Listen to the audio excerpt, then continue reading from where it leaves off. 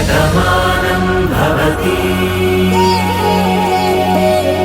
ఈ విషయంలో నువ్వు మాకు ఎలాంటి సలహాలు ఇచ్చినా సరే పద్ధతిగా ఉండదు. అది కాదంటే అసలు నేనేం చెప్తున్నాను? ఏం నీలిమా, భాను రాదు, భాను కనపడదని నువ్వు అక్కడికి వెళ్ళిన దగ్గర నుంచి చెప్తూనే ఉన్నావు. కార్తీక్తో కూడా ఇదే మాట్లాడుతున్నావు. ఇప్పుడు అక్కడి నుంచి కార్తీక్ను కూడా తీసుకొచ్చి మాకు కూడా అదే చెప్పాలని చూస్తున్నావు. అసలు భాను విషయంలో నువ్విలా ఎందుకు ప్రవర్తిస్తున్నావు? మాకు తెలియని విషయాలు నీకేమైనా తెలుసా? ఆహా, అదే లేదంకల్. ఎన్ని రోజులు కనిపించలేదు కదా, అందుకే అలా మాట్లాడాను. అంతకు మించి ఇంకేం లేదు.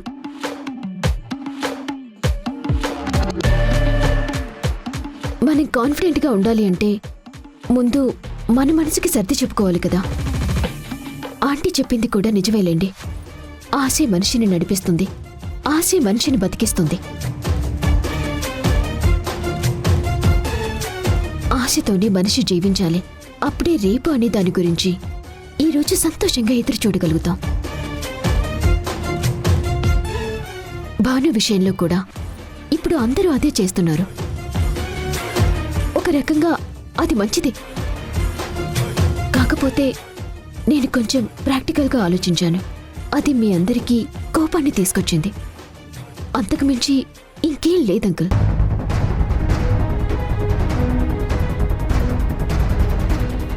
నేను చెప్పింది ఆశని వదులుకోమని, ఆంటీ చెప్తుంది ఆశతో ఎదురు చూస్తామని.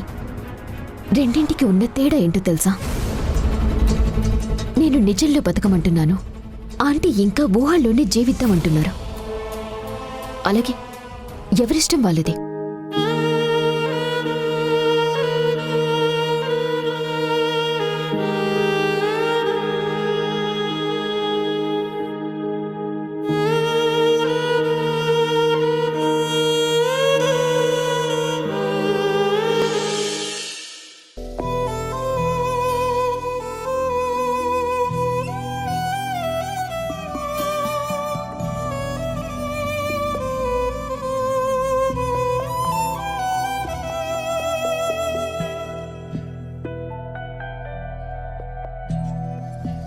గుడ్ మార్నింగ్ కార్తీక్, కాఫీ తీసుకో. నాలో ప్రేమే కన్నుల్లో నా కలే అయితే కన్నీరంతా కానరాక దాచవే. చూడు కార్తీక్, నీ మనసులో బాధుంది, నేను కాదనను. కానీ 24 గంటలు నువ్వు అదే తలుచుకొని బాధపడుతూ ఉంటే ఎలా చెప్పు? ప్రయత్న లోపం లేకుండా భాను గురించి నువ్వు అన్ని రకాలుగా ఎంక్వైరీ చేశావు. కానీ తన జాడ మాత్రం కనిపించలేదు.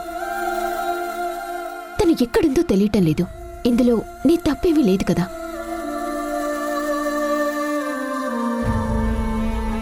అంత మాత్రాన నువ్వు ఫెయిల్ అయినట్టు ఇలా బాధపడుతూ ఉంటే ఎలా చెప్పు? నువ్వు కాస్త ఆ పరిస్థితిలోంచి బయటపడాలి, పాజిటివ్గా ఆలోచించాలి, అందరితోనూ కలవాలి. నీలిమా, ఇలా రా, నీతో ఒకసారి మాట్లాడాలి. అలాగే అంకుల్.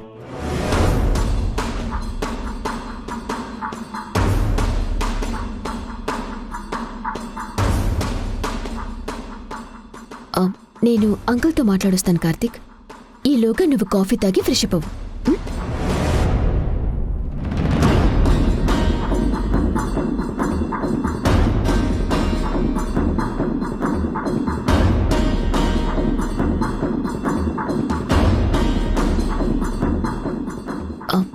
ఏంటంకల్, నాతో ఏం మాట్లాడాలి? అసలు ఏంటి నీలిమా నీ ఉద్దేశం? నువ్వు అనుకోకుండా చేస్తున్నావా లేక కావాలని చేస్తున్నావా? నాకు నిజం తెలియాలి. మీరు దేని గురించి మాట్లాడుతున్నారో నాకేం అర్థం కావటం లేదు. నువ్వు ఏమీ తెలియని అమాయకురాలు అంటే నేను నమ్మను నీలిమా. నీకన్నీ తెలుసు. ఎవరితో ఎలా మాట్లాడాలో తెలుసు. ఎవరి మనసు ఎప్పుడు మార్చాలో తెలుసు. అందుకే నేను నిన్ను అడుగుతున్నాను, ఇప్పుడు భాను విషయంలో నువ్విలా ఎందుకు మాట్లాడుతున్నావు? నేనేం మాట్లాడాను అంకుల్? ఏది తప్పుగా మాట్లాడలేదే. భాను కనిపించినందుకు మీరందరూ ఎలా బాధపడుతున్నారో నేను కూడా అలాగే బాధపడుతున్నాను. మరి నేను చేసిన తప్పేంటో నాకు అర్థం కావట్లేదు. చూడు నీలిమా, నీ ప్రతి మాటలోనూ భాను ఇంకా ఎప్పటికీ రాదు అన్న మాటే వినిపిస్తోంది. మా అందరినీ కూడా నువ్వు అందుకే ప్రిపేర్ చేస్తున్నట్టుగా అనిపిస్తోంది. అందుకే నీ మీద నాకు అనుమానం వచ్చింది. భాను ఎందుకు రాదు? ఎందుకు రాకూడదనుకుంటున్నావు? భాను వస్తే నీకేమైనా ప్రాబ్లమా? భాను మళ్ళీ ఇంట్లో అడుగు పెడితే నువ్వేమైనా ఇబ్బందుల్లో పడతావా? అందుకే భాను రాకూడదని కోరుకుంటున్నావా? మమ్మల్ని కూడా అందుకే మానసికంగా ప్రిపేర్ చేస్తున్నావా?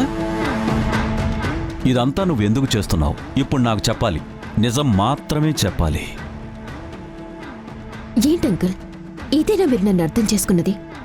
ఎన్ని రోజుల నుంచి మీ ఇంట్లో ఉంటున్నాను, ఆ మాత్రం విశ్వాసం కూడా చూపించను అనుకున్నారా? అందరూ నన్ను పరాయి మనిషి అనుకున్నా, నేను మాత్రం మీరు నా వాళ్ళు అనుకుంటున్నాను. ఇది నా కుటుంబం అనుకుంటున్నాను.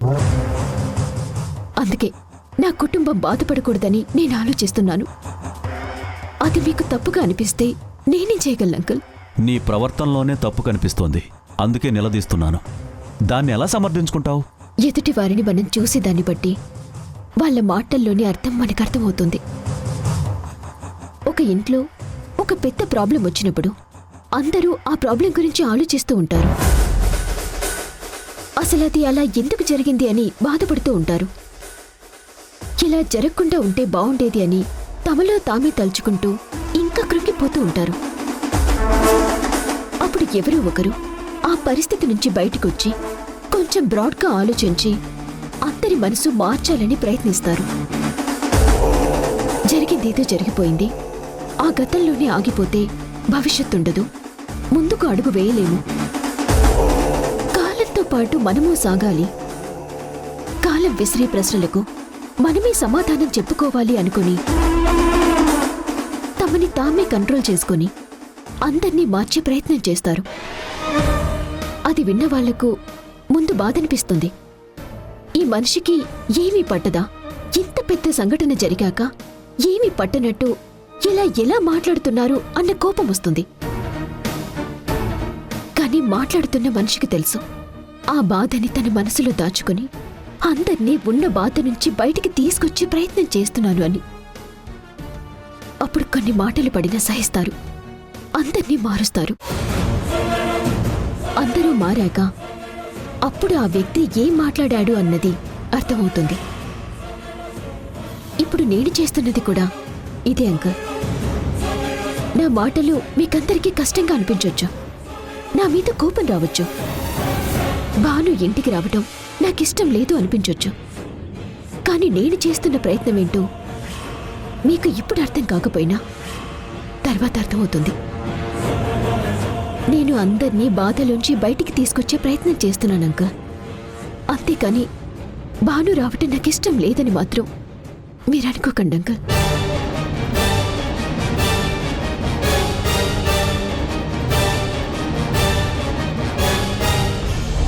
మురారి, ఈరోజు స్కానింగ్కి తీసుకెళ్లాలని చెప్పాను కదా, రాధతో మాట్లాడావా? రాత్రి చెప్పాను. రేపు సిటీకి మనం స్కానింగ్కి వెళ్ళాలి అని తనని ముందే ప్రిపేర్ చేశాను. చూడు మురారి, రాధని స్కానింగ్కి తీసుకెళ్లడం పెద్ద విశేషం కాదు. తను ఆల్రెడీ మెడికల్ అబ్జర్వేషన్లో ఉంది కాబట్టి ఆ పరంగా స్కాన్ చేస్తున్నావేమోనని మనతో వస్తుంది. కానీ అక్కడికి వెళ్ళాక మనం అబ్డామిన్ స్కాన్ చేస్తే చదువుకున్న రాధ గతాన్ని మర్చిపోయినా ప్రస్తుతం జరుగుతున్నదేంటో గ్రహించలేని అమాయకురాలు కాదు. ఈ స్కాన్ నాకెందుకు చేస్తున్నారండి అని డౌట్ వస్తుంది. కేవలం ప్రెగ్నెన్సీ లేడీస్కి చేసే స్కాన్ తనకెందుకు చేయిస్తున్నారని నిలదీస్తుంది. అప్పుడు సమాధానం చెప్పగలవా? ఆ భయం నాకు కూడా ఉంది భార్గవి.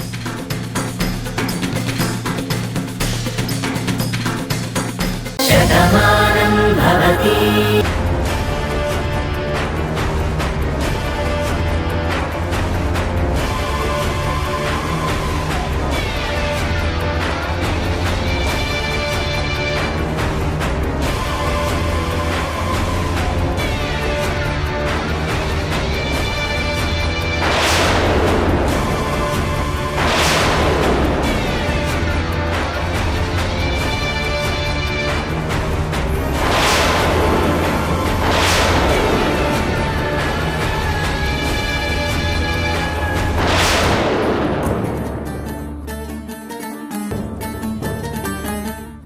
రాధా,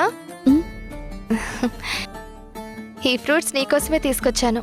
ఇప్పుడొద్దు, తర్వాత తింటాను. ఆహా, అదేం కాదు, తిను. నువ్వు హెల్దీగా ఉండాలని మా మావయ్య కూడా కోరుకుంటున్నాడు కదా, అందుకే తీసుకొచ్చాను, తిను. చెప్పాను కదా, నాకు ఇప్పుడేం వద్దని. అలా పెట్టేసి తర్వాత తింటాను.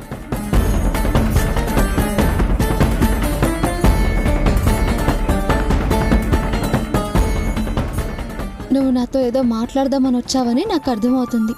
ఏంటో చెప్పు. చాలా థ్యాంక్స్ రాధా.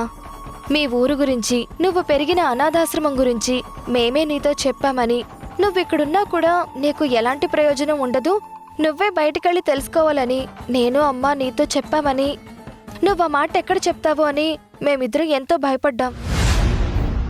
కానీ నువ్వు మా గురించి ఆలోచించి మా పేర్లు చెప్పనందుకు నీకు థ్యాంక్స్ చెప్పాలని వచ్చాను. నేను అబద్ధం చెప్పడం లేదు రాధా. నువ్వు ఇంట్లో నుంచి వెళ్ళిపోవడానికి ఒక రకంగా మేమే కదా కారణం. నువ్వు వెళ్ళిపోయావని అమ్మమ్మ మావయ్య ఎంతో బాధపడ్డారు. పొరపాటున నువ్వు ఆ మాట చెప్పుంటే ఈ ఇంట్లో పెద్ద గొడవ జరుగుండేది. నువ్వు మా గురించి ఆలోచించి చెప్పలేదు కదా, అందుకే నీతో మాట్లాడదామని వచ్చాను. ఒక విధంగా ఆ మాట మీరే చెప్పినా నేను వెళ్ళిపోవడానికి కారణం మాత్రం మీరు కాదు. ఎందుకంటే ఈ ఇంట్లో నాకు గొప్ప స్థానం ఉందని ఇంట్లో అందరూ నా గురించి చెప్తున్నారు. కానీ అసలు నేనేంటో తెలియకుండా ఈ ఇంట్లో నా స్థానం ఏంటో నేను నిర్ణయించుకోలేను. ఇక్కడి నుంచి నేను 6 నెలల ముందు వెళ్ళిపోయానని చెప్తున్నారు. 6 నెలల్లో ఏదో జరిగింది అంటున్నారు. నా గతాన్ని ఇక్కడి నుంచి నేను వెళ్ళాక 6 నెలల కాలంలో ఏం జరిగిందో ముందు నేను తెలుసుకోవాలి. అప్పుడే అసలేంటన్నది పూర్తిగా నాకు తెలుస్తుంది. అది ఇక్కడ ఉన్నంత వరకు తెలియదని నాకు అర్థమైంది కాబట్టి అది తెలుసుకునే ప్రయత్నంలోనే నేను వెళ్ళాను. అంతేకాని మీరు చెప్పారని కాదు. నాకు నేను నిర్ణయించుకున్నాను కాబట్టే నేను వెళ్ళాను. అందుకే ఆంటీ అడిగినప్పుడు నేను మీ పేరు చెప్పకుండా ఇది నా నిర్ణయం అని చెప్పాను. కానీ ఇప్పుడు ఆ అవకాశం కూడా లేకుండా మీ అమ్మమ్మ నా దగ్గర మాట తీసుకున్నారు. పెద్దావిడ అంత బాధపడుతూ ఒక మాట అడిగేసరికి ఆవిడికి మాట ఇవ్వకుండా ఉండలేకపోయాను. ఇప్పుడు ఆవిడ మాట కట్టుబడి నేను ఇక్కడే ఉంటే నేనేంటో ఎలా తెలుసుకోవాలో అర్థం కాక, నాకేం జరిగిందో ఎలా తెలుస్తుందో తెలియక నాలో నేనే మదన పడుతున్నాను. కానీ తప్పకుండా నాకేం జరిగిందనేది తెలిసే ఆధారం ఎక్కడో ఒకటి ఉంటుంది. దాని గురించి అన్వేషించాలి.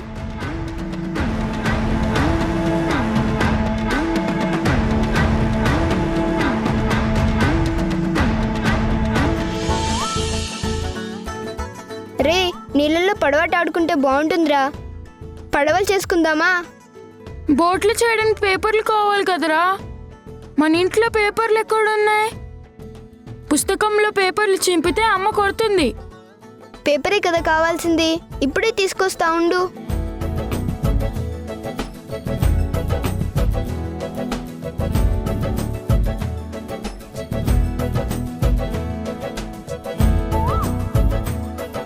రే, ఇదిగోరా పేపరు. ఇదెక్కడరా? అమ్మ సిటీకి వెళ్తే మావయ్య గాజులు పెట్టాడు కదా, ఆ గాజులతో పాటు వచ్చింది. అందుకే ఆ గాజులు మంచం మీద పడేసి ఈ పేపర్ తెచ్చాను. పడవలు చేసుకుందాం.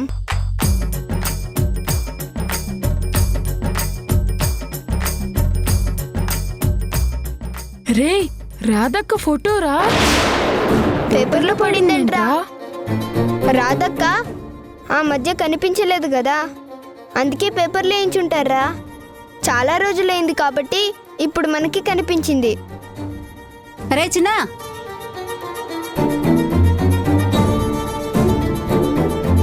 రేయ్, నా గాజులు మంచం మీదున్నాయి. గాజులతో ఏమన్నా ఆటాడుతున్నారా? అవి కాగితం చుట్టుండాలి. మంచం మీద పడేసున్నాయేంట్రా? ఏమో, మాకేం తెలీదు. మేమేం చేయలేదు. ఇక్కడేం చేస్తున్నారు? లోపలికి పదండి.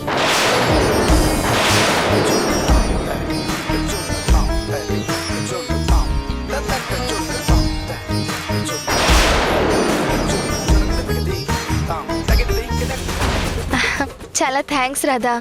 నేను తెచ్చిన ఫ్రూట్స్ నువ్వు తిన్నావు, నేను నీతో తినిపించగలిగాను. ఇది నాకు చాలా సంతోషంగా ఉంది. ఎందుకంటే నువ్వు హెల్తీగా ఉండాలని మా మావయ్య కోరుకుంటున్నాడు. నువ్వు బాగుంటేనే ఈ ఇంట్లో అందరం హ్యాపీగా ఉంటాం. అందుకే ఫ్రూట్స్ నువ్వు తినను అన్నా కూడా బలవంతంగా నేను తినిపించాను. ఇప్పుడు నాకు చాలా సంతోషంగా ఉంది. మీరందరూ నా మీద చూపిస్తున్న అభిమానానికి నాకు చాలా సంతోషంగా ఉంది. కానీ నాకు అర్థమైంది రాధా, నీ ప్రాబ్లం ఏంటో నీకు తెలియాలి అంటావు. మరి ఆ ప్రాబ్లం ఎలా తెలుస్తుంది? మార్గం ఏముంటుంది? నీ తలకి దెబ్బ తగిలింది, ట్రీట్మెంట్ చేశారు. నువ్వు 3 రోజులు స్పృహ లేకుండానే ఉన్నావు. తీరా స్పృహ వచ్చాక నువ్వు గతాన్ని మర్చిపోయావు. మరి నీకేమైందో తెలియాలి అంటే నీ మెడికల్ రిపోర్ట్స్ తెలియాలి. అంతకు మించి ఎలా తెలుస్తుంది?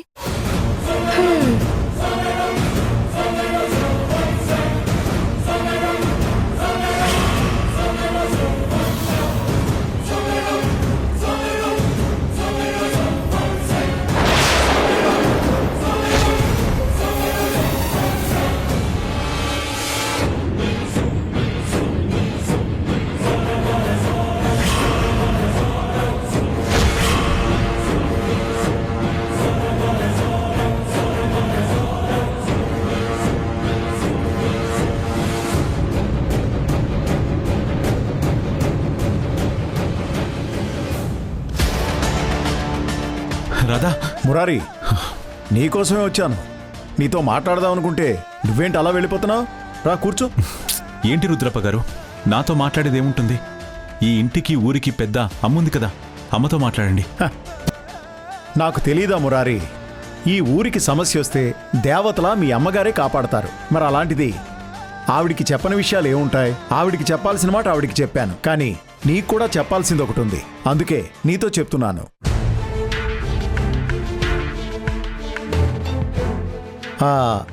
ఈ ఊరు మొత్తాన్ని కంటికి రెప్పలా కాపాడే కుటుంబం మీది. అలాంటిది మీ మీద అటాక్ జరిగిందంటే దానంత తేలిగ్గా ఎవరూ తీసుకోవట్లేదు. అది ఎవరు చేశారనే దాని గురించే అందరం వెతుకుతున్నాం. మేం కూడా వెతుకుతున్నాం రుద్రప్ప గారు. వాళ్ళు తప్పకుండా దొరుకుతారు. అసలు ఎందుకు చేశారో, ఎవరు చేశారో తెలిసాక ఏం చేయాలో నిర్ణయించుకుంటాం. చేయించింది మీ ఎదురుగా ఉన్న వ్యక్తి అని తెలిస్తే అప్పుడు ఈయన పరిస్థితి ఏమవుతుందో చితక్కొట్టి చీరేస్తారేమో. నాకెందుకు తెలియదు మురారి, ఈ ఇంటికి ఏదైనా జరిగిందంటే మీరు ఊరుకోరు, ఈ ఊళ్ళో వాళ్ళు ఊరుకోరు. కానీ ఇప్పటికే మీరు చాలా సమస్యల్లో ఉన్నారు. పాపం మన మురారి పరిస్థితి తలుచుకుంటే నాకు చాలా బాధగా ఉంది.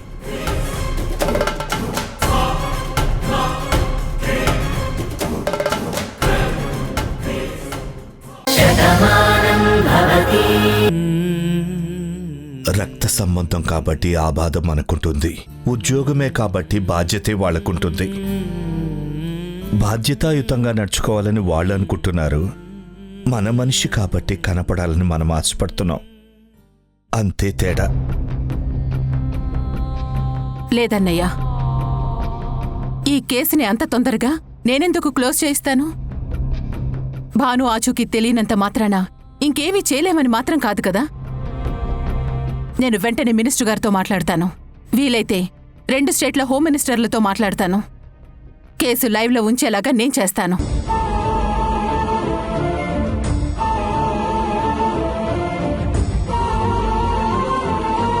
అవసరం లేదండి. ఇంకా దీని గురించి మనమందరం ఎంత ప్రయత్నించినా కూడా ఫలితం ఉండదు. మీరు మినిస్టర్ గారితో మాట్లాడినా అక్కడ జరిగేది ఏముండదు ఆంటీ. నీ నోరు పడిపోను, శుభం పలకరా పెళ్లి కొడుక అంటే అవిలేటి కొండ పక్కనే చచ్చినట్టు తొంగుంటానన్నట్ట. వెనకటికి నీలాంటి వాడే. వాళ్ళ ప్రయత్నం ఏదో వాళ్ళు చేస్తామంటే మధ్యలో నువ్వెందుకు అపశకున పక్షిలాగా ఇలాంటి కూతలు కూస్తున్నా? నేనేమీ తప్పుగా మాట్లాడట్లేదు బామ్మ. భాను విషయంలో ఇలా మాట్లాడుతున్నాను కాబట్టి మీకు కోపం వచ్చుంటుంది. నువ్వు భాను విషయంలో ఎప్పుడూ ఇలానే మాట్లాడతావు. అందులో అసలు మాకు కొత్త ఏమీ లేదు. కానీ ఇలాంటి పరిస్థితుల్లో కూడా నువ్వు ఇలా మాట్లాడుతున్నావు చూడు, అందుకే బామ్మకు కోపం వచ్చింది. చూడు నీలిమా, వదిన తిరిగి రావాలి, పోలీసులు మాత్రమే కనిపెట్టగలరని అందరం అనుకుంటున్నాం. అందుకే ఈ కేసు లైఫ్లో ఉంచుతానని అమ్మంటుంది. ఇందులో నీకొచ్చిన అభ్యంతరం ఏముంది? నువ్వు అక్కడి నుంచి ఇదే మాట చెప్తున్నావు నీలిమా. భాను కనపడదు, భాను దొరకదు అని. ఇక్కడికి వచ్చినా ఇదే మాట్లాడుతున్నావు. అసలు నువ్వేమనుకుంటున్నావో నీకైనా అర్థం అవుతుందా? మీరందరూ నా మీద ఎందుకు కోపాన్ని పెంచుకుంటున్నారో, నాతో ఎందుకు ఇలా మాట్లాడుతున్నారో నాకైతే అర్థం కావటం లేదు. కొంచెం ప్రాక్టికల్గా ఆలోచించండి.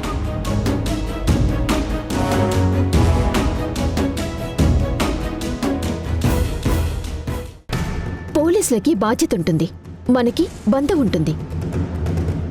బాధ్యత కలిగిన పోలీసులు ఇలాంటి నిర్ణయానికి వచ్చారు అంటే ఏంటి అర్థం? మనకి ఇదొకటే కేస్, కానీ పోలీస్ డిపార్ట్మెంట్లో ఇలాంటివి కొన్ని వందల కేసులు చూసుంటారు.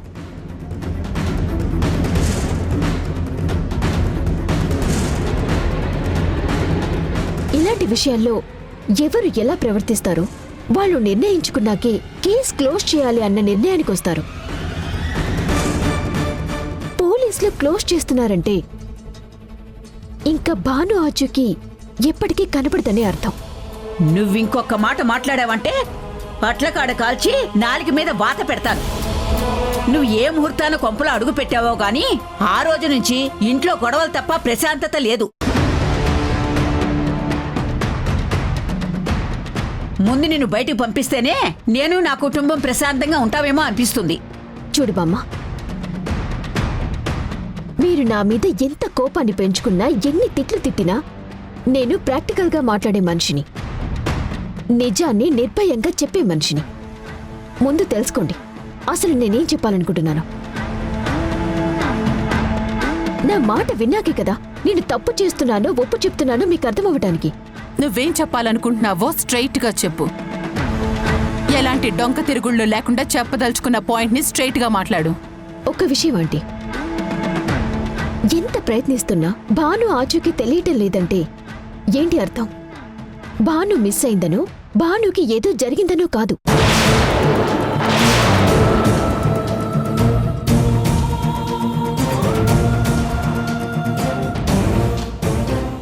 తను కావాలని ఈ కుటుంబం మీద కోపంతో దూరంగా వెళ్ళిపోయింది అని అర్థం. ఈ కుటుంబాన్ని వదిలేసింది అని అర్థం. ఇంకెప్పటికీ ఈ కుటుంబంలోకి రాదు అని అర్థం. ఏం మాట్లాడుతున్నావు నీలిమా? ఈ కుటుంబం అంటే భానుకి ఎంత ఇష్టమో ఇక్కడున్న అందరికీ తెలుసు. మరి అలాంటి భానుకి మా మీద కోపం ఎందుకుంటుంది? దానికి సరైన సమాధానం చెప్పకపోతే మాత్రం మర్యాదగా ఉండదు. నా దగ్గర ఆన్సర్ ఉంది కాబట్టే ఇంత ధైర్యంగా చెప్తున్నాను.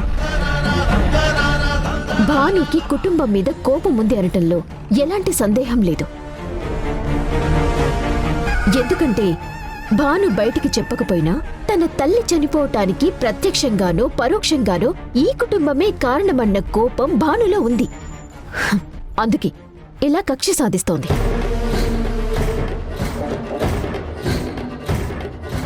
తన అన్నయ్యని మీ కుటుంబంతో కలపాలి అనుకుంది కాబట్టి ఇన్నాళ్ళు ఓపిక పట్టింది. కుటుంబంతో కలిపింది. మీరందరూ పార్థుని అర్థం చేసుకున్నారు. ఇంకా భాను అనుకున్నవన్నీ నెరవేరాయి. తన పగ మాత్రమే మిగిలిపోయింది. అందుకే ఇప్పుడు ఎవ్వరికీ చెప్పకుండా అందర్నీ వదిలేసి వెళ్ళిపోయింది. తన ఆచూకీ కూడా తెలియకుండా చేసింది. అడవిలో ఫోన్ దొరికింది. భాను మెడలో ఉండే తాళి దొరికింది. మరి భాను ఎందుకు దొరకలేదు అంటే ఇవేవి అనుకోకుండా జరిగినవి కాదు. మొత్తం భానుయే కావాలని చేసింది. తను అనుకున్న పగని తీర్చుకోవటం కోసమే అందర్నీ వదిలేసి వెళ్ళిపోయింది.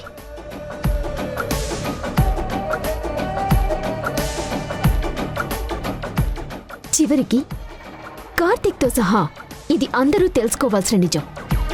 మీరందరూ తెలుసుకోవాల్సిన భాను నిజ స్వరూపం. నీలిమా, నిన్ను నిన్ను నిన్ను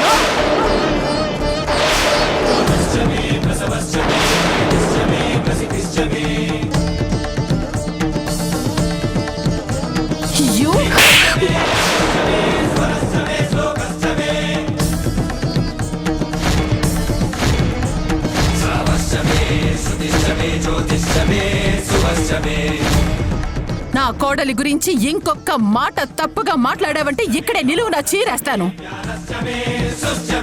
నువ్వు నా కొడుకు స్నేహితురాలువని, మమ్మల్ని నమ్ముకుని ఇండియాకొచ్చావని చెప్పి నిన్నింతలా గౌరవించాను. చివరికి నీ మేనమామని కూడా నువ్వు కోల్పోయావని చెప్పేసి నీ వాళ్ళంటూ నీకు ఎవ్వరూ లేరని చెప్పి నీ గురించి ఆలోచిస్తూ నిన్ను ఇంట్లో ఉండనిస్తున్నాను. అంతేకాని నా కోడలి విషయంలో నువ్వింకొక్క మాట తప్పుగా మాట్లాడావంటే నీకు మర్యాదగా ఉండదు. అది కదండి, మాట్లాడుకో అని చెప్పాను. ఇంకొక్క మాట మాట్లాడినా నేనేం చేస్తానో నాకే తెలీదు. భాను అంటే ఏంటనేది నాకు తెలుసు. తన తల్లి చనిపోయినందుకు తను బాధపడి ఉండొచ్చు. అప్పుడున్న పరిస్థితుల వల్ల మేమటు వెళ్ళకపోయి ఉండొచ్చు. కాని అమ్మమ్మ, కార్తీక్, ఆయన అందరూ వెళ్లారు. అక్కడ నిలబడ్డారు, భానుని ఓదార్చారు. ఈ విషయం భాను కూడా తెలుసు.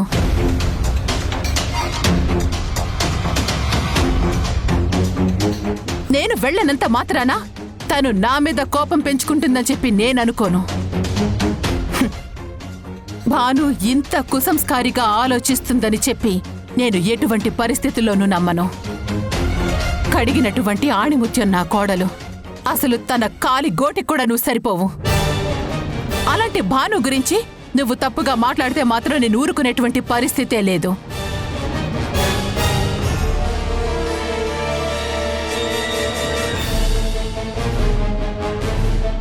ఇప్పుడు చెప్తున్నాను విను. భాను బాగుంది, ఎక్కడో దగ్గర ఉంది. కానీ ఏదో కారణం చేత ఏదో జరగడం వల్ల భాను ఇక్కడికి రాలేకపోయింది. అదేంటనేది మనకి తెలియడం లేదు. కాబట్టి భానుకి ఏవైందోనని చెప్పి మేమందరం కంగారు పడుతున్నాం. మళ్ళీ భాను ఇంటికి తిరిగి వస్తుంది.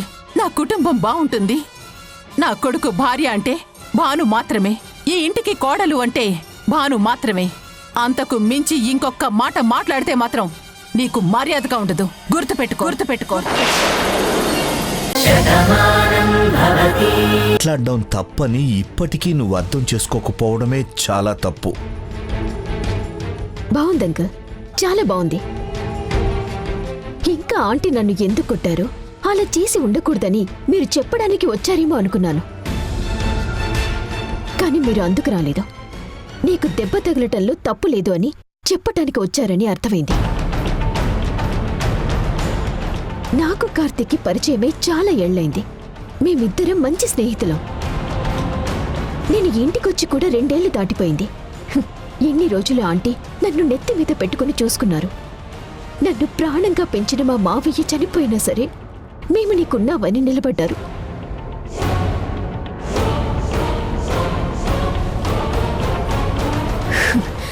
వీళ్లంతా నా వాళ్ళనుకుని నేను కూడా సర్దుకుపోయాను. కానీ అలాంటి ఆంటీ ఈరోజు నా మీద చెయ్యి చేసుకునే పరిస్థితికి వచ్చారంటే దానికి కారణం మీ కూతురు.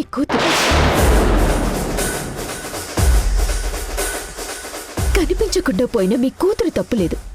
కానీ ఆ మాట అనటమే నా తప్పైపోయింది, అంతే కదా? అదే వద్దంటున్నాను. పదే పదే కనిపించదనే మాటే మాట్లాడొద్దనేది. ఒకవేళ నువ్వు చెప్పేది నిజమనుకుందాం. అదే నిజమైనా ఆ నిజాన్ని మేమెవరూ తట్టుకోలేవు. ఎందుకంటే నా కూతురు నాకు దూరమై పోదు అన్న నమ్మకం నాకుంది. ఈ ప్రాణం పోయేలోగా, ఈ కన్ను శాశ్వతంగా మూతపడే లోపలే చివరిసారిగా నా కూతుర్ని కళ్ళారా చూశాకే నా కన్ను మూతపడుతుందన్న నమ్మకం నాకుంది. నా కూతురికి నేను జన్మనిచ్చిన నా బంగారు తల్లి మా అమ్మతో సమానమమ్మా. మా అమ్మని చూడకుండా నా చివరి శ్వాస ఆగిపోతున్న నమ్మకంతో బతుకుతున్నాను. నా నమ్మకం ఖచ్చితంగా నిజమవుతుంది. నీకలా అనిపించకపోవచ్చేమో. నా బిడ్డ వచ్చి తీరుతుంది. రాదని మాత్రం ఎప్పటికీ అనకు. అది కాదగ్గ. ఇంకేం మాట్లాడకు నీలిమా. ఇప్పటికే నువ్వు చాలా ఎక్కువ మాట్లాడావు. మేమందరం భాను విషయంలో ఒకలా ఆలోచిస్తున్నావు, నువ్వు మరోలా ఆలోచిస్తున్నావు. నీ ఆలోచన నీదై ఉండొచ్చు, అది నీ మనసులో నువ్వు దాచుకోవాలి. మేమందరం భాను వస్తుందన్న నమ్మకంతో ఎదురు చూస్తున్నప్పుడు తను ఎప్పటికీ రాదని నువ్వు మమ్మల్ని నమ్మించాలని ప్రయత్నిస్తున్నావు. అది మంచి పద్ధతి కాదు. మావయ్య, భాను తప్పకుండా వస్తుంది. మళ్ళీ మనందరితో కలిసి ఉంటుంది. నేను భాను జీవితాన్ని సంతోషంగా పంచుకుంటాం. జరగబోయేది ఇదే. ఈ విషయంలో మీరెవరికీ సమాధానం చెప్పుకోవాల్సిన అవసరం లేదు. పదండి మావయ్య లోపలికి.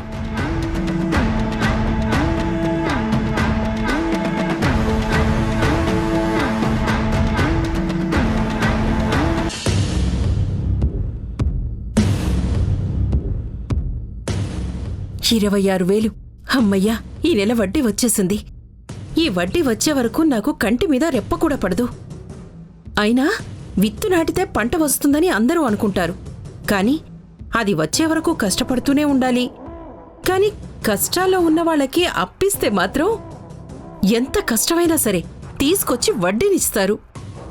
ఆ వడ్డీ లెక్క పెట్టుకుంటుంటే ఎంత ఇష్టంగా ఉంటుందో కదా.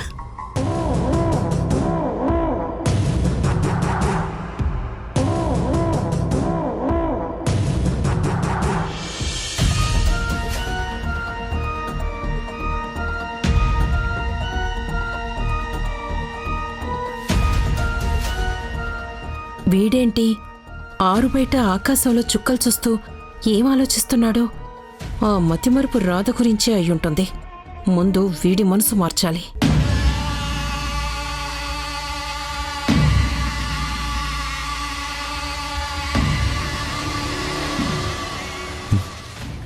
ఏంటి తమ్ముడు, ఒంటరిగా నిలబడి ఏం ఆలోచిస్తున్నావు? ఇంకేం ఆలోచిస్తానక్క? నా మనసంతా ప్రేమ నిండి ఉన్న మనిషి నన్నొక పరాయి వాళ్ళ చూస్తుంది. నన్ను మనసారా ప్రేమించిన మనిషి ఇప్పుడు నా ముందే ఉన్నా తన కళ్ళలో నా మీదున్న ప్రేమ మాత్రం కనిపించట్లేదు. అది అనుభవిస్తుంటే ఎంత నరకంగా ఉంటుందో నువ్వు ఊహించలేవక్కా. ఊహించగలను తమ్ముడు. నా వాళ్ళు బాగుండాలని ఎప్పుడూ నేను కోరుకుంటాను కాబట్టి నువ్వు బాధపడితే నేను తట్టుకోలేను. అది నాకు మరింత బాధ అనిపిస్తుంది. నువ్వు చెప్పింది నిజమే. రాధను నువ్వు ఎంతగానో ప్రేమించావు. తనని పెళ్లి చేసుకోవాలని నువ్వు ఇంటికి తీసుకొచ్చావు. మిమ్మల్ని చూసి అందరూ సంతోషపడ్డారు. అమ్మ కూడా మీ జంట బావుంటుంది అని ఎన్నోసార్లు నా దగ్గరంది. కానీ ఏం జరిగింది? తను ఎవ్వరికీ చెప్పకుండా ఇంట్లోంచి వెళ్ళిపోయింది. ఎందుకు వెళ్ళిపోయిందో తెలీదు. ఏం జరిగిందో తెలీదు. మళ్ళీ 6 నెలల తర్వాత తిరిగొచ్చింది. వచ్చాక ఏదైనా చెప్తుంది అనుకునేసరికి అనుకోని సంఘటనతో తను గతాన్ని మర్చిపోయింది. ఇప్పుడు నీ దగ్గరే ఉన్న పరాయి మనిషిలా ఉంటుంది. రాధ మన మనిషి అని మనందరం అనుకుంటున్నాం. తను మాత్రం ఇంట్లో ఒక అతిథిలాగా, అజ్ఞాత వ్యక్తిలాగా గడుపుతోంది. ఇలాంటప్పుడు నీ గురించి ఆలోచించే వాళ్ళ గురించే నువ్వు ఆలోచించాలి. మీరందరూ నా గురించి ఆలోచించేవారే కదక్కా. కాని నేను మాత్రం రాధ గురించి ఆలోచిస్తున్నాను. తనను మళ్లీ సాధారణ స్థితికి ఎలా తీసుకురావాలా అని తపన పడుతున్నాను. చూడు తమ్ముడు, జరిగేది మనం ఆపలేము, జరగబోయేది కూడా ఆపలేము. జరిగిపోయిన దాన్ని వెనక్కి తీసుకురాలేము. ఇది నీకు తెలియంది కాదు. కానీ ఒక్కటి బాగా ఆలోచించు. రాధ వెళ్ళిపోయిన 6 నెలలు నువ్వెంత బాధలో ఉన్నా సరే నిన్ను సాధారణ స్థితికి తీసుకురావడానికి సత్య ఎంత ప్రయత్నించింది? మామయ్య బాగుండాలని సత్య ఎంతగానో కోరుకుంది. నువ్వు మళ్ళీ మా అందరితో కలవాలని సత్య ఎంతగా తపన పడింది. మరి నీ గురించి అంతలా ఆలోచించే సత్య ఇప్పుడు నీవిలా బాధపడితే తనెలా తట్టుకుంటుంది? అది కూడా నువ్వొకసారి ఆలోచించాలి కదా.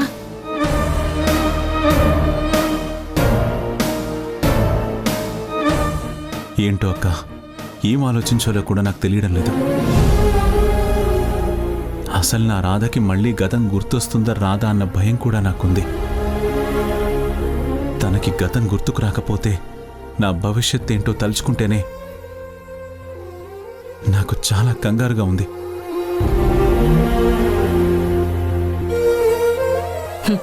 రాధకి గతం గుర్తుకు రాకూడదని నేనే కదా కోరుకునేది. దాన్ని ఇంటి నుంచి పంపించిందే నేను. మళ్ళీ వచ్చిందని కోపాన్ని పెంచుకున్నది నేను. అది నీ జీవితంలో ఉండకూడదు.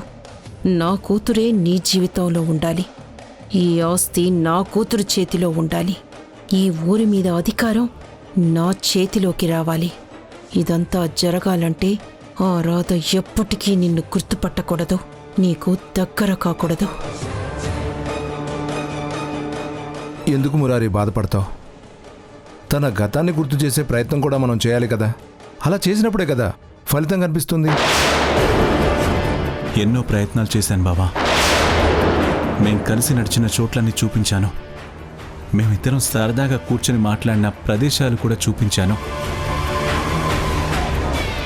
మేమిద్దరం కలిసి దండం పెట్టుకున్న అమ్మవారిని కూడా చూపించాను. ఇలా ఎన్ని చూపించినా సరే తనకి గతం గుర్తు రావడం లేదు.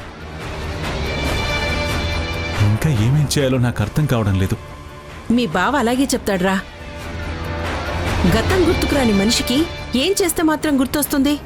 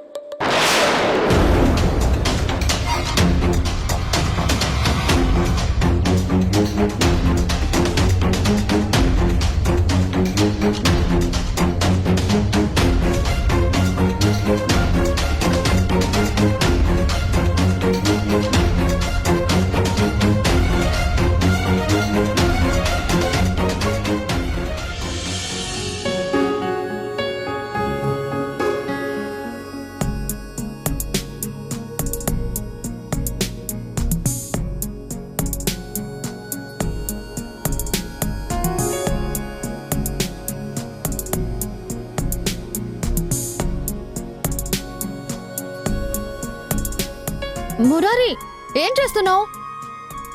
ఇన్నాళ్ళు ఈ ప్రకృతిలో అందమైన పాలపిట్టనే చూసేవాణ్ణి. ప్రకృతికి పరవశించిపోయి పక్షులు ఇలా వచ్చి వాలుతూ ఉంటే ఎంతో అందంగా కనిపించేవి. కానీ ఈరోజు ఈ పచ్చని ప్రకృతిలో నువ్విలా తలకి పాగాలా కట్టుకొని కొబ్బరి బొండం తాగుతుంటే ఎంత అందంగా ఉన్నావో తెలుసా? అందుకే ఈ వీడియో తీస్తున్నాను. ఇది ఎప్పటికీ మనకి గుర్తుగా నా గుండెల్లో భద్రపరుచుకుంటాను. ఆగు, నిన్ను. హే ఆగు. వద్దనా రాధా, ఆగు. మురారి, ఆగు. అరే హే, అరే ఏంటి రాధా ఇది? ఇప్పుడు నువ్వు నన్ను వీడియో తీస్తున్నావేంటి? ఇంత మంచి ఊరుని, ఇంత గొప్ప ప్రేమని పరిచయం చేసింది నువ్వే కదా. అందుకే నీ రూపం ఎప్పుడు నా గుండెల్లో ఎంతో అందంగా ఉంటుంది. ఆ రూపం ఈ వీడియోలో ఇంకా ఎంత అందంగా ఉంటుందో చూస్తున్నాను.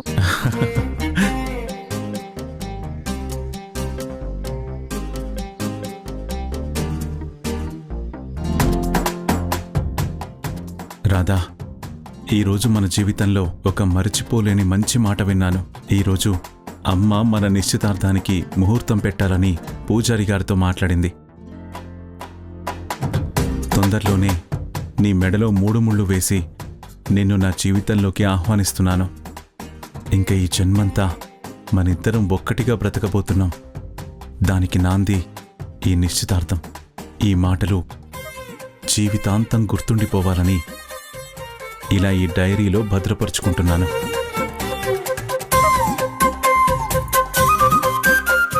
ఏంటబ్బాయి గారు, ఏం రాస్తున్నారు డైరీలో? మీ జీవిత చరిత్ర? మన జీవితం ప్రారంభం కాబోయే మొదటి పేజీలో ఈరోజు అమ్మ నోటి నుంచొచ్చిన ఒక మాట రాసుకుంటున్నాను. ఆ మాట ఎప్పటికీ గుర్తుండిపోవాలని, ఈ రోజుని ఎప్పటికీ మర్చిపోకూడదని ఇలా డైరీలో భద్రపరుచుకుంటున్నాను. ఏంటో అంత గుర్తుపెట్టుకునే మాట. మనిద్దరికీ నిశ్చితార్థం చేయాలని ఉదయం అమ్మ బావ కూడా చెప్పారు కదా. ఆ మాటే ఇప్పుడు డైరీలో కూడా రాసుకుంటున్నాను. మనిద్దరం ఒకే ప్రాణంలా ప్రేమించుకున్నాం. ఒకరు లేనిదే ఇంకొకరం ఒక్క క్షణం కూడా బతకలేం. ఈ జీవితం నీతోనే ముడిపడి ఉందని, ఈ జన్మంతా నీ సేవలోనే గడపాలని నేను నిర్ణయించుకున్నాను. నీతోనే ఇంటికొచ్చాను. నా అనేవారు లేని ఒక అనాథగా ఇన్నేళ్లు బతికాను. నీ ప్రేమ దొరికాక నాకంటూ ఒక మనిషి ఉన్నారని ధైర్యం వచ్చింది. నీ కుటుంబాన్ని చూశాక నా వాళ్ళందరూ ఉన్నారన్న ఆశ నాలో చిగురించింది.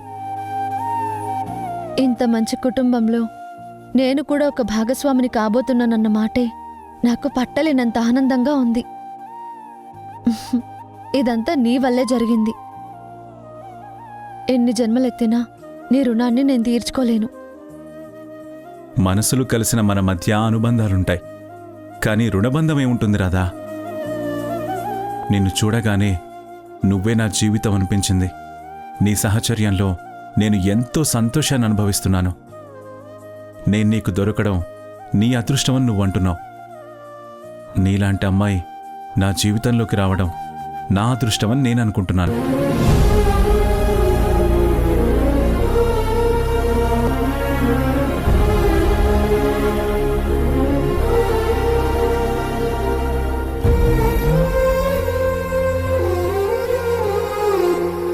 ఇంత ప్రేమని పెంచుకున్నారా? ఇంతలా ఒక వ్యక్తిని ఆరాధించారా? ఇంత గొప్ప ప్రేమ, అనాథ అన్న నిజాన్ని కూడా మర్చిపోయి తనకంటూ ఒక గొప్ప కుటుంబం ఉందని తెలియజేసిన ఈ ప్రేమ నిజంగా ఎంత ఉత్తమమైనది. అంత గొప్ప ప్రేమను పంచిన మురారి గారు నిజంగా ఎంతో గొప్పవారు.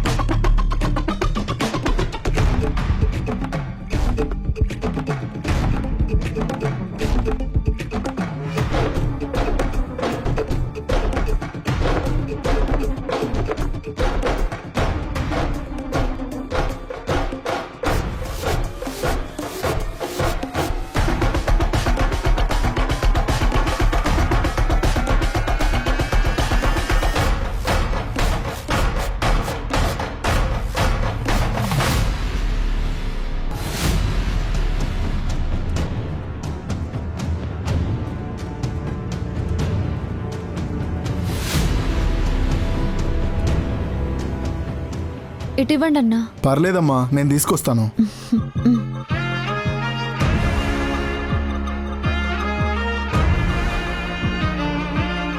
ఎక్స్క్యూజ్ మీ, మేము అన్నపూర్ణ హోమ్ ఫుడ్స్ నుంచి వచ్చాము. ఆఫీస్లో 15 మెంబర్స్కి ఫుడ్ కావాలని ఆర్డర్ ఇచ్చారు. నేనేనమ్మా ఆర్డర్ ఇచ్చింది. తీసుకొచ్చారా? తీసుకొచ్చాం సార్. క్యారేజ్లో ఎక్కడ పెట్టమంటారు? అలా స్ట్రైట్గా వెళ్తే డైనింగ్ హాల్ ఉంది, అక్కడ పెట్టండి. అలాగే సార్. మీ గురించి విన్నానమ్మా, వంటలు చాలా బాగుంటాయని చెప్పారు. నేను కూడా లాస్ట్ వీక్ అశోక్ నగర్లో ఉన్న ఒక ఇంటికి ఫంక్షన్కి వెళ్ళాను. అక్కడ ఫుడ్ తిన్నప్పుడు చాలా టేస్ట్గా అనిపించింది. ఎక్కడ ఆర్డర్ ఇచ్చారు అని అడిగితే అన్నపూర్ణ హోమ్ ఫుడ్స్ అని చెప్పి మీ గురించి చెప్పారు. అప్పుడే మా ఆఫీస్ కూడా మీ దగ్గర నుంచే ఫుడ్ ఆర్డర్ ఇవ్వాలని చెప్పి ఒక డిసిషన్ తీసుకున్నాను. అందుకే మీకు ఫోన్ చేశానమ్మా. ఫుడ్ విషయంలో మీకు ఎలాంటి డౌట్ అక్కర్లేదండి. క్వాలిటీలో కానీ క్వాంటిటీలో కానీ మావన్నీ కరెక్ట్గా ఉంటాయి. ఇక టేస్ట్ విషయంలో మీరే తిన్నారు కాబట్టి మేం కొత్తగా చెప్పక్కర్లేదు. బాగుందమ్మా. ఆడపిల్లలంటే వంటింట్లో వంట చేసుకునే వాళ్ళు అని చాలామందికి చిన్న అభిప్రాయం ఉంది. కానీ అదే రుచికరమైన వంటని మీరందరికీ సప్లై చేస్తూ ఉపాధి పొందుతున్నారంటే రియలీ చాలా గొప్పగా ఉంది.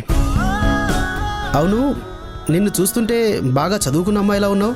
మరి ఇలాంటి బిజినెస్ ఎందుకు చేస్తున్నారు? నేను ఒక్కదాన్ని జాబ్ చేసుకుంటే నాకే జీతం వస్తుంది, కానీ ఈ పని చేయడం వల్ల చాలా మందికి ఉపాధి దొరుకుతుంది. ఇంట్లో ఉండే పెద్దవాళ్ళకు కూడా ఒక ఆధారం దొరుకుతుంది. అందుకే ఇలా ఆలోచించాను. ఎవరైనా కష్టపడేది కడుపు నింపుకోవడానికే కదా. ఇలా 10 మందికి రుచికరమైన ఫుడ్ సప్లై చేస్తూ మా కడుపు నింపుకోవడానికి ఈ రూట్ ఎంచుకున్నాను. అమ్మా, వెళ్దామా? Okay sir. క్యారియర్లు ఈవినింగ్ వచ్చి కలెక్ట్ చేసుకుంటాం. వస్తాము.